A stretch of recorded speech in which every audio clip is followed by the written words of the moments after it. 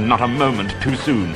They had hardly gone any distance down the tunnel when a blow smote the side of the mountain like the crash of battering rams made of forest oaks and swung by giants. They fled down the tunnel, while behind them, outside, they heard the roar and rumble of Smaug's fury. "Barrel Rider," he flamed, "I don't know your smell, but if you are not one of those lake men, you had their help.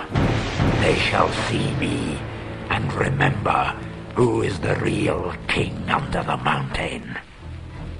He rose in fire and went away south towards the running river.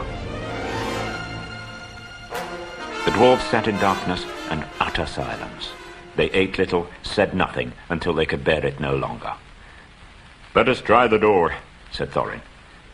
"I must feel the wind on my face soon or die. I think I would rather be smashed by Smaug in the open than suffocate here." But neither key nor the magic it had once obeyed would ever open that door again. "We're trapped," they groaned. "This is the end. We shall die here." "Oh, come," Bilbo said. "Well, there's life, there's hope. I am going down the tunnel once again. The only way out is down, and I think this time you had better all come with me. And be as quiet as you can be. There may be no Smaug at the bottom, but then again, there may be." Down, down they went. It was pitch black. Not a sound stirred below.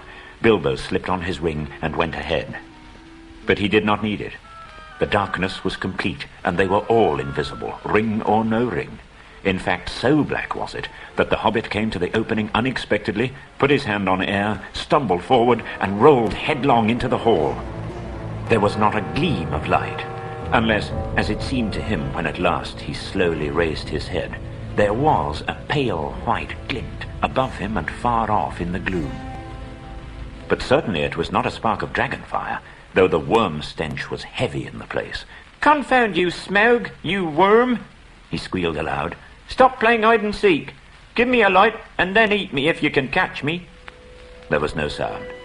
"Now I wonder what on earth Smaug is playing at," he said. "He is not at home today, I do believe." "Light!" he cried. "Can anybody make a light?"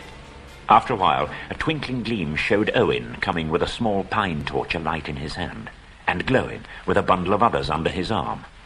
But Bilbo could not persuade the dwarves to light the others or to come and join him yet. If he liked to risk a light, that was his affair. They would wait in the tunnel for his report. Bilbo's light grew smaller as he wandered away into the vast hall. Then it began to rise, dancing into the air, climbing the great mound of treasure. Soon he stood upon the top, and still went on. Then they saw him halt and stoop for a moment, but they did not know the reason. It was the Arkenstone, the heart of the mountain. So Bilbo guessed from Thorin's description. At last he looked down upon it, and he caught his breath. The great jewel shone before his feet of its own inner light, and yet, cut and fashioned by the dwarves who had dug it from the heart of the mountain long ago, it took all light that fell upon it and changed it into 10,000 sparks of white radiance shot with the glints of the rainbow. Bilbo's arm went towards it, drawn by its enchantment. He lifted it, shut his eyes, and put it in his deepest pocket. "Now I am a burglar indeed," thought he. "I suppose I must tell the other dwarves about it sometime. But did they not say I could pick and choose my own share? And I think I would choose this if they took all the rest."